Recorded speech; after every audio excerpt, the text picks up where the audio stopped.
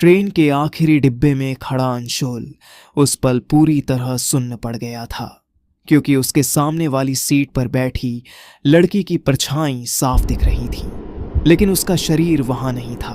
उसकी आंखें वहीं जमी रह गईं। कुछ सेकंड पहले तक वही लड़की खिड़की के बाहर अंधेरे में देख रही थी, और अब अचानक सिर्फ उसकी परछाई बची थी।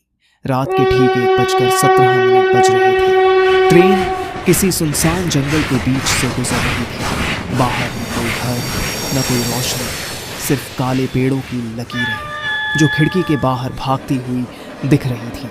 उस डिब्बे में सिर्फ दो ही लोग थे, अंशुल और वो लड़की। शुरुआत में सब सामान्य था। अंशुल अपने फोन में व्यस्त था।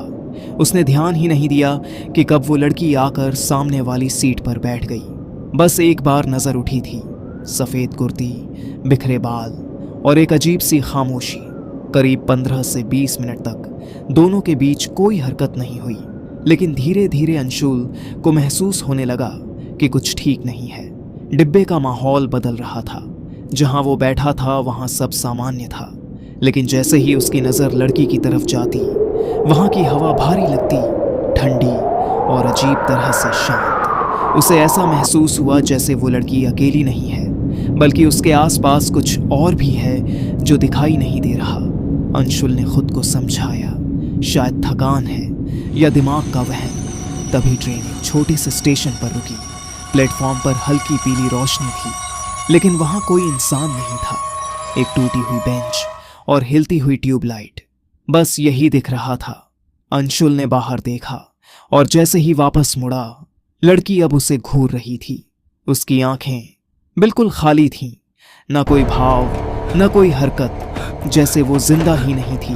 अंशुल का गला सूख गया। उसने तुरंत नजरें हटा ली, लेकिन तभी उसे महसूस हुआ कि डिब्बे में आवाजें गायब हो गई हैं। न ट्रेन की खड़खड़ाहट, न पटरियों की आवाज, सब कुछ एकदम शांत। और उस सन्नाटे के बीच लड़की धीरे धीरे खड़ी हुई। उसके कदमों की कोई आवाज नहीं थी।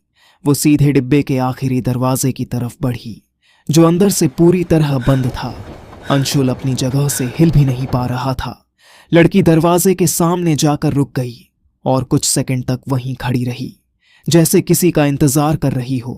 फिर अचानक ट्रेन ने जोर का झटका लिया और अगले ही पल लड़की गायब हो गई। न दरवाजा खुला, न कोई आवाज आई, बस वो वहां नहीं थी। अंशुल की सांसें तेज हो गईं। उसके हाथ कांपने लगे। वो तुरंत उठा और पूरे डिब्बे को चेक करने लगा, हर सीट, हर कोना, यहां तक कि वॉशरूम भी, लेकिन वहां कोई नहीं था। तभी उसकी नजर फिर उसी सीट पर पड़ी जहां लड़की बैठी थी। वहां अब भी उसकी परछाई मौजूद थी, जैसे कोई अदृश्य चीज वहां बैठी हो। अंशुल डर के मारे पीछे हट गया। अब उसे साफ लगने लगा था कि ये कोई सामान्य घटना नहीं है। कुछ देर बाद ट्रेन फिर एक स्टेशन पर रुकी। इस बार प्लेटफॉर्म पर धुंध थी और दूर तक कुछ भी साफ दिखाई नहीं दे रहा था। अंशुल ने सोचा कि वो यहां उतर जाए, लेकिन जैसे ही वो दरवाजे की तरफ बढ़ा, उसे महसूस हुआ कि कोई फिर से उस सीट पर बैठ गया है। उसके कदम रुक गए। उसने धीरे धीरे पीछे मुड़कर देखा। लड़की वापस आ चुकी थी, लेकिन इस बार कुछ अलग था। उसका चेहरा अब साफ दिख रहा था, और वो चेहरा अंशुल का था। उसकी ही आंखें, उसकी ही शक्ल, बस फर्क इतना था कि उस चेहरे पर एक ठंडी डरावनी मुस्कान थी। अंशुल का दिमाग सुन्न हो गया। उसने अपने चेहरे को छुआ।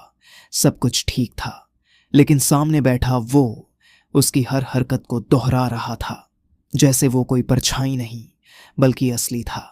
डिब्बे की लाइट्स टिमटिमाने लगीं। बाहर का अंधेरा और गहरा हो गया, और तभी अंशुल को एहसास हुआ कि वो जिस जगह खड़ा है वो अब वही सीट है, और जो सामने बैठा है वो लड़की नहीं बल्कि अंशुल है। उसका शरीर धीरे धीरे भारी होने लगा। उसकी टांगें खुद ब खुद उस सीट की तरफ बढ़ने लगीं। वो रोकना चाहता था, लेकिन रोक नहीं पा रहा था। कुछ सेकंड में वो उसी सीट पर बैठ चुका था। उसकी आंखें अपने आप खिड़की की तरफ मुड़ गईं, और अब वो भी उसी अंधेरे में देखने लगा जहां पहले वो लड़की देख रही थी। समय जैसे रुक गया था। ट्रेन फिर से चल पड़ी। कुछ देर बाद फिर वही स्टेशन आया, वही टिमटिमाती लाइट, वही सन्नाटा। डिब्बे का दरवाजा धीरे धीरे खुला। इस बार एक नया इंसान अंदर आया। अंशुल अब हिल नहीं सकता था।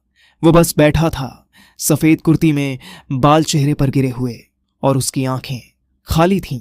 वो नया इंसान धीरे धीरे अंदर आया और सामने वाली सीट पर बैठ गया, ठीक वैसे ही जैसे कुछ समय पहले अंशुल बैठा था। और तभी अंशुल को आखिरी बार एहसास हुआ कि वो अब वो बन चुका है जिसे वो अभी तक देख रहा था। ट्रेन फिर चल पड़ी। रात के 1:17 बज चुके थे और आखिरी डिब्बा फिर से अपने अगले शिकार का इंतजार कर रहा था।